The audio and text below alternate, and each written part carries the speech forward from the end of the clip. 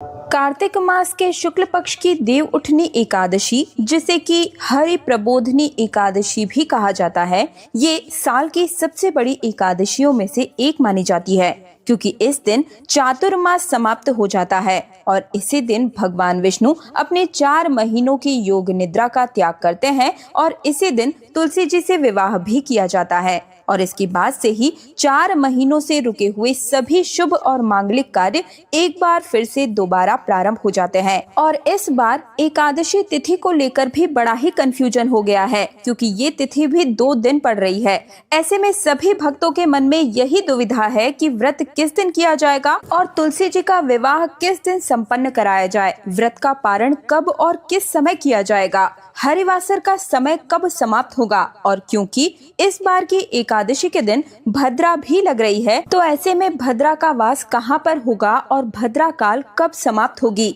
आज की इस वीडियो में संपूर्ण जानकारी आप सभी जानेंगे। सबसे पहले तो भगवान विष्णु के इस वीडियो को लाइक करके कमेंट सेक्शन में जय श्री हरि विष्णु जरूर ही लिख दीजिए। देखिए, इस बार एकादशी तिथि प्रारंभ हो रही है 1 नवंबर दिन शनिवार को सुबह 9:12 से और इससे पहले तक दशमी तिथि ही रहेगी और एकादशी तिथि की समाप्ति होगी 2 नवंबर रविवार को सुबह 7:31 पर। ऐसे में इस बार देव उठान एकादशी यानी कि हरि प्रबोधनी एकादशी का व्रत कुछ कैलेंडर के अनुसार 1 नवंबर दिन शनिवार को रखा जाएगा, जो कि दशमी तिथि युक्त एकादशी कहलाती है। लेकिन आप सभी को याद दिला दूं कि दशमी तिथि युक्त जो एकादशी होती है उसे शुद्ध नहीं माना जाता है।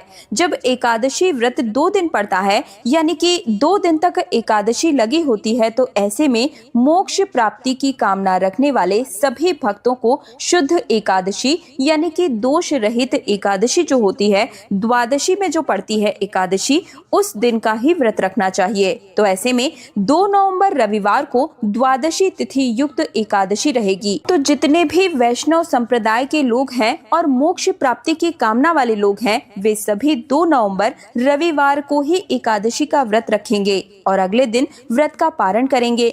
लेकिन अधिकांश लोग इस बात को अनदेखा कर देते हैं और जिस दिन एकादशी लगती है उसी दिन एकादशी का व्रत रख लेते हैं। तो ऐसे में गृहस्थ जन चाहें तो 1 नवंबर शनिवार को व्रत रख सकते हैं, नहीं तो आप 2 नवंबर रविवार को शुद्ध एकादशी का व्रत सभी भक्तों को रखना चाहिए।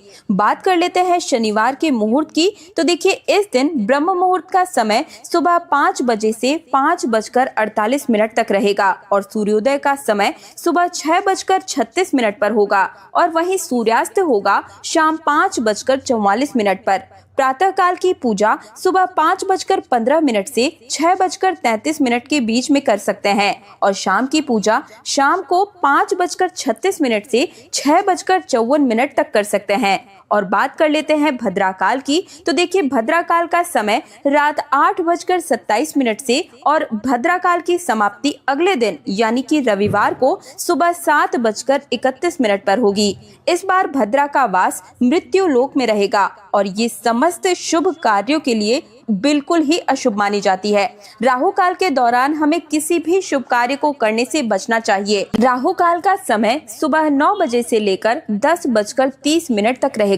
और अब जान लेते हैं रविवार के मुहूर्त के बारे में। तो देखिए, 2 नवंबर रविवार को ब्रह्म मुहूर्त सुबह 5:01 से 5:49 तक रहेगा और इसी दिन सूर्योदय का समय होगा सुबह 6:36 पर। सूर्यास्त शाम 5:44 पर होगा। प्रातःकाल पूजा आप कर सकते हैं सुबह 5:16 से लेकर 6:34 तक और वहीं शाम की पूजा शाम 5:35 से 6:53 तक कर सकते हैं। इस दिन भद्रा काल सुबह 7:30 पर समाप्त हो जाएगी। इस दिन राहु काल दोपहर 4:30 से शाम 6 बजे तक रहेगा। ध्यान रहे कि हरिवासर के समय एकादशी व्रत का पारण कभी भी नहीं किया जाता है, इसलिए जो भक्त 1 नवंबर शनिवार को एकादशी का व्रत रख रहे हैं, उन्हें हरिवासर की समाप्ति के बाद ही व्रत खोलना होगा और हरिवासर का समापन होगा 2 नवंबर को दोपहर 12:30 पर। तो सुबह आप आप पूजा कर सकते हैं।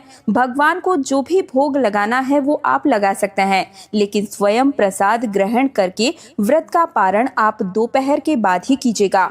11 बजे से लेकर 1 बजे के बीच में जो व्रत है वो नहीं खोला जाता है। और अब जान लेते हैं कि व्रत का पारण हम किस समय कर सकते हैं। तो देखिए, 2 नवंबर रविवार को आप अपने व्रत का पारण कर सकते हैं दोपहर 1:11 से 3:23 तक। ध्यान रखिएगा कि इससे पहले तक आपको अन्न ग्रहण नहीं करना चाहिए। जिस तरह से आप व्रत का पारण करते हैं, एकादशी वाले दिन उन सभी नियमों का पालन करते हुए आपको दोपहर तक इस व्रत का पारण करना चाहिए। भगवान विष्णु के जागने के बाद ही तुलसी विवाह प्रारंभ हो जाता है। और अब जान लेते हैं कि तुलसी विवाह हमें किस दिन संपन्न कराना चाहिए, 1 नवंबर को या फिर 2 नवंबर को। तो देखिए, जैसा कि मैंने आपको पहले भी बताया कि 1 नवंबर शनिवार को भी एकादशी पड़ रही है, तो ऐसे में आप चाहें तो 1 नवंबर को शाम 5:36 से 6:54 के बीच में आप तुलसी जी का विवाह करा सकते हैं। और ध्यान रखिएगा, इस बार पंच भिक्षु भी 1 नवंबर शनिवार से ही प्रारंभ हो रहे हैं।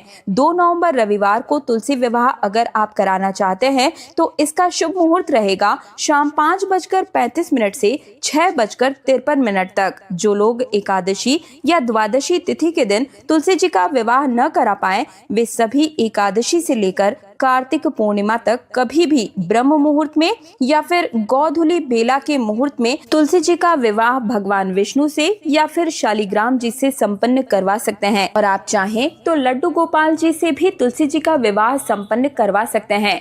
तो एकादशी से लेकर कार्तिक पूर्णिमा के बीच में किसी भी दिन आप चाहें तो तुलसी जी का विवाह संपन्न करा सकते हैं, लेकिन ज्यादातर लोग देव उठनी एकादशी के दिन ही तुलसी जी का विवाह कराते हैं। तुलसी जी का विवाह करवाना बहुत ही पुण्य का कार्य होता है। भगवान विष्णु और तुलसी विवाह का अर्थ ही है धरती और भगवान का मिलन। तुलसी को पृथ्वी की बेटी और श्री हरि विष्णु को पालन करता माना गया है। इस दिन शुभ कार्यों की शुरुआत भी होती है, जैसे कि विवाह, गृह प्रवेश, मुंडन, नामकरण इत्यादि।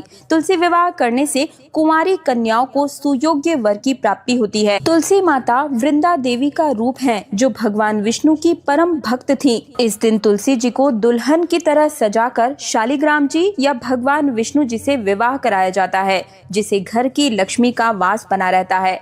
अगर आप जानना चाहते हैं कि तुलसी विवाह अकेले अपने घर पर हम बिना पंडित की सहायता के कम सामानों में कैसे संपन्न करा सकते हैं, सरल पूजा विधि अगर आप देखना चाहते हैं तो मेरे चैनल तीज त्योहार और धर्म को अभी से सब्सक्राइब कर लीजिए, ताकि आने वाले कुछ दिनों में मैं आप सभी को तुलसी विवाह सरल तरीके से कैसे संपन्न करा सकते हैं इसकी वीडियो जल्दी ही चैनल पर डाल दूंगी, तो आप सभी उसे जरूर ही देख लीजिएगा। साथ ही व्रत पर्वों से जुड़े रहने के लिए मेरे चैनल को सब्सक्राइब करने के साथ पास वाले बेल आइकन को जरूर प्रेस कीजिएगा और इस वीडियो को ज्यादा से ज्यादा हर एक सनातनी हिंदू भाई बहन के साथ शेयर करना बिल्कुल भी मत भूलिएगा।